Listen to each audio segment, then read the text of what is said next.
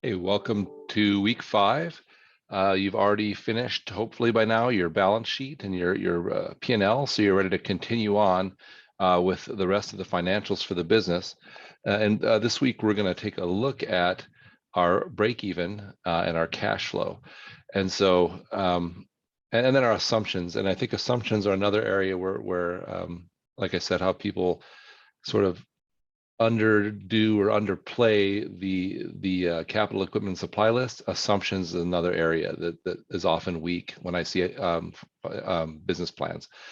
So again, this week we'll start with this video, and then you reviewing the financial data section of the elements of the business plan. Your first assignment will be to complete a break-even analysis, and a break-even analysis just is our way of sort of looking at what we sell and what our costs are, and asking ourselves, how much of this product are we going to have to sell in order to break even? This helps us to really get a good sense of whether or not our business is viable. Because if we have to sell 10 million of our product in order to break even, then the likelihood of that happening, at least in the near term, is low. Or maybe we have to sell 1,000 of them, but we only think we can sell 800. And so that will get us to sort of go back, take a look at our pricing, take a look at other things, and come up with a strategy to either successfully be able to sell that, or say maybe now is not the right time for this business. So that's the point behind a break-even analysis. Let me show you just the sample one that's in here so you get an idea. So this sample company, they estimate a gross profit of 91 cents per dollar. They estimate fixed costs of $13.97.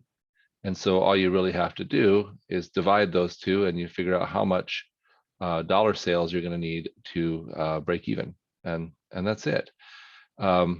Sometimes people like, instead of the total dollar sales they'll have to break even, people like to come up with the total number of units they would have to sell.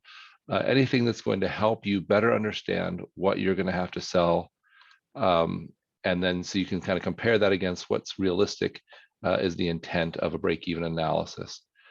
In addition to that, we have the cash flow assignment. Many people remember cash flow from back in accounting with a little bit of trepidation.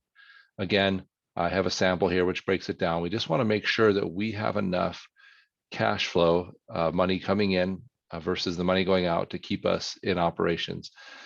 Even if that means we have to borrow something, borrow money, or sell a share of ownership in our stock in our company, we have to have enough cash to keep operating. So again, I've got the financials template in there to help you with that, and a sample.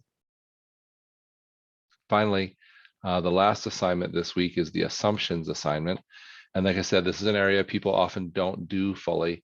That's really important.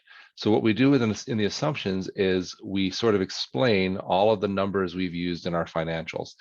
So most people looking, potential funders or lenders, most people looking at a business plan are not just going to take your numbers at face value. They want to understand how you came up with those numbers. So here's an example. You can see it's listed by the financial statement, and then each of the items. And so it says our rental revenues are based on this. Our insurance is based on a quote from the insurance company. Our utilities are based on an estimate from our utility company, etc. And so again, what this is doing is, number one, it's making sure you, as the potential business owner, really have a real sense of the financial information before you get started in the business.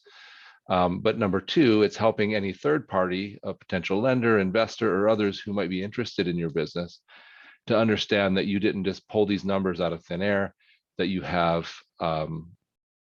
you've researched them and you know about what it's going to cost you to run this business.